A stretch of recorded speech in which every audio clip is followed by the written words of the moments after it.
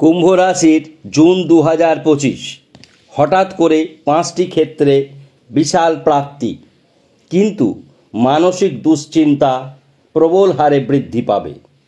আমরা যখন কুম্ভ রাশি জুন 2025 বলতে শুরু করেছি, ঠিক তখনই গ্রহদের স্থিতি, অবস্থান ও গ্রহরা কোন নক্ষত্রে রয়েছে সেটি বলা অত্যন্ত জরুরি। তারপরে অবশ্যই আমরা শুভ যোগ, অশুভ যোগ এবং সূক্ষ্ম বিচার করে বলবো যে কিভাবে এই ঘটনাগুলি ঘটতে পারে, কেন 5টি বিষয়ে আপনারা বিশাল প্রাপ্তি হবে, আর হঠাৎ করে কি এমন ঘটলো যে মানসিক দুশ্চিন্তায় বা বৃদ্ধি পাবে। এইগুলো বলাই হচ্ছে অরিজিনালি জ্যোতিষশাস্ত্র অনুসারে বিচার এবং বিশ্লেষণ। সর্বক্ষেত্রে বিচার বিশ্লেষণ আপনি কিভাবে করবেন তার নিখুঁত বর্ণনা যদি দিতে যান, তাহলে সেই ভিডিও আকার এবং আকৃতিতে অনেক বড় হবে এবং যা সাধারণ মানুষের বোধগম্য নয়। যখন গুরুত্বপূর্ণ গ্রহরা অংশগ্রহণ করবে, তাদের স্থিতি, তাদের অবস্থান বিশেষভাবে তুলে ধরা প্রয়োজন। এইখানে রাহু, শনি, বৃহস্পতি মূলত এই গ্রহগুলো অত্যন্ত গুরুত্বপূর্ণ ভূমিকা পালন করছে বেশিরভাগ রাশির ক্ষেত্রে। সুতরাং এদের অবস্থান কি সেটি বলা প্রয়োজন। আসুন আমরা প্রথমে গোচরে বলবো। আজকের দিনে অর্থাৎ 1 জুন 2025 সকাল 6টায় লগ্ন মিথুন, মৃগশিরা নক্ষত্রে রয়েছে। রবি বৃষ রাশিতে রয়েছে রোহিণী নক্ষত্রে। চন্দ্র কর্কট রাশিতে রয়েছে অশ্লেষা নক্ষত্রে। মঙ্গল কর্কট রাশিতে রয়েছে অশ্লেষা নক্ষত্রে। বুধ বৃষ রাশিতে রয়েছে রোহিণী নক্ষত্রের চরণ 3। বৃহস্পতি মিথুন রাশিতে রয়েছে মৃগশিরা নক্ষত্রে। শুক্র মেষ রাশিতে রয়েছে অশ্বিনী নক্ষত্রে। শনি মীন রাশিতে রয়েছে উত্তর ভাদ্রপদ নক্ষত্রে। এটি গুরুত্বপূর্ণ বিষয়। উত্তর ভাদ্রপদ নক্ষত্র শনিদেবের নিজস্ব নক্ষত্র, অর্থাৎ নিজস্ব নক্ষত্রে 6 ডিগ্রি 16 মিনিট ধরে জায়গা জুড়ে রয়েছে। রাহু বক্রী অবস্থায় সবসময় থাকে। রাহু কেতু পূর্ব ভাদ্রপদ নক্ষত্রে রয়েছে, যা বৃহস্পতির নক্ষত্র। আবার বৃহস্পতির ঘরেই শনিদেব রয়েছেন। রাহু এবং শনি একে অপরের প্রিয় বন্ধু। সুতরাং হঠাৎ প্রাপ্তির বিষয়গুলো কেন হচ্ছে এটি আপনাদের খুব সহজেই বোধগম্য হবে। এবং কেতু রয়েছে সিংহ রাশিতে উত্তর ফাল্গুনী নক্ষত্রে। আপনারা নক্ষত্রের অবস্থানও জানলেন, কে কোথায় রয়েছে, গ্রহরা কোথায় রয়েছে সেটি বুঝলেন। এবার আমরা আসি, হঠাৎ করে যে 5টি বিষয় প্রাপ্তি হবে সেগুলি কোন কোন ক্ষেত্রে। ধন স্থানের ক্ষেত্রে বিশাল প্রাপ্তি, শিক্ষা সন্তানের ক্ষেত্রে প্রাপ্তি, পঞ্চমে বৃহস্পতি থাকার ক্ষেত্রে। বুধাদিত্য যোগ তৈরি হয়েছে চতুর্থে, মা বাবা থেকে কিছু পাওয়ার সম্ভাবনা প্রবল।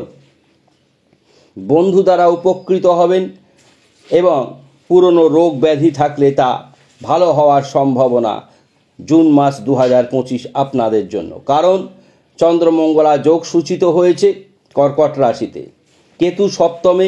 এখানে স্ত্রীর বিষয়ে কিছু ব্যয়বৃদ্ধি হবে এবং প্রেম বিবাহ কিছুটা বাধা বিঘ্ন ঘটবে।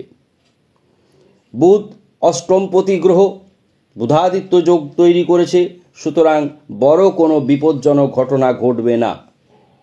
ভাগ্যপতি গ্রহ শুক্র মেষ রাশিতে রয়েছে, সুতরাং ভাগ্যও যথেষ্ট ভালো।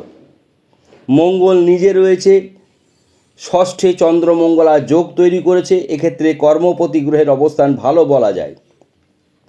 আয়পতি গ্রহ বৃহস্পতি, সে রয়েছে পঞ্চমে অর্থাৎ কেন্দ্রে, এবং বৃহস্পতি নিজে রয়েছে অত্যন্ত শুভ নক্ষত্রে, যা আগে আমরা বলেছি। ব্যয় ক্ষেত্রে অধিপতি গ্রহ শনি লগ্নের ধনস্থানে রয়েছে, অর্থাৎ ধনস্থানে ব্যয়পতি গ্রহ থাকলে অত্যধিক ব্যয় হয় এমনটা নয়। অর্থাৎ খুব সহজেই বলা যাচ্ছে যে 5টি বিষয়ে প্রাপ্তি চরম তা বুঝলেন।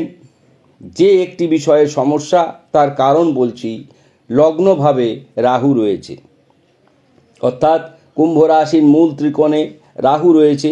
যদিও শনির বন্ধু, কিন্তু সেক্ষেত্রে কিছুটা সমস্যা দেখা দেবে। এবার আমরা আসবো শুভ যোগ কী কী তৈরি হয়েছে। শুভ যোগ তৈরি হয়েছে বুধাদিত্য যোগ, চন্দ্রমঙ্গলা যোগ। এছাড়া বুধ শনির কৌণিক মানের স্থিতি অবস্থানের জন্য ত্রিয়ে-10 যোগ সূচিত হয়েছে, যা অর্থভাগ্য ও সৌভাগ্যের দরজা খুলে দেবে। অশুভ যোগের মধ্যে কালসর্প দোষ সূচিত হয়েছে। চন্দ্র যতক্ষণ না কন্যা রাশি বা তুলা রাশিতে আসছে ততক্ষণ পর্যন্ত কালসর্প দোষের এই ঘটনা থাকবে আগামী 3 দিন পর্যন্ত। এবার আসবো আমরা বিচার এবং বিশ্লেষণে। শরীর মন ভালো যাবে না, ধনস্থান অতি শুভ, ভ্রাতাভগ্নী শুভ, মা বাবা শুভ, শিক্ষা সন্তান অতি শুভ, গুপ্ত শত্রু বৃদ্ধি পাবে না, বন্ধু দ্বারা উপকার হওয়ার সম্ভাবনা প্রবল, প্রেম বিবাহ দাম্পত্য শুভ, পড়ে গিয়ে কোনো রকম দুর্ঘটনা ঘটবে না, আইনি সমস্যা দেখা দেবে না, ভাগ্য অতি শুভ, কর্ম শুভ, বেসরকারি চাকরির ক্ষেত্রে উন্নতি হওয়ার সম্ভাবনা প্রবল, তবে বিপরীত লিঙ্গ দ্বারা ক্ষতি হওয়ার সম্ভাবনা রয়েছে। সপ্তমে কেতুর কারণে সাবধানে থাকবেন এবং নেশাদ্রব্য সেবন করবেন না। ব্যয় বৃদ্ধি হওয়ার সম্ভাবনা কম রয়েছে। সমস্ত বিষয়গুলি আপনারা জানলেন। ভালো থাকার জন্য সেরা প্রতিকার আমরা কুম্ভ রাশির বলে দিচ্ছি।